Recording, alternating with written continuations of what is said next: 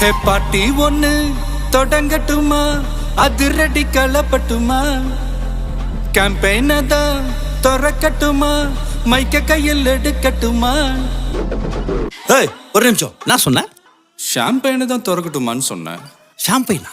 என் காதல் கேம்பெயின் கேட்டுது. டே மப்பிள் அப்படிதான்டா கேட்கும். கரெக்டாக கேளு. Start music.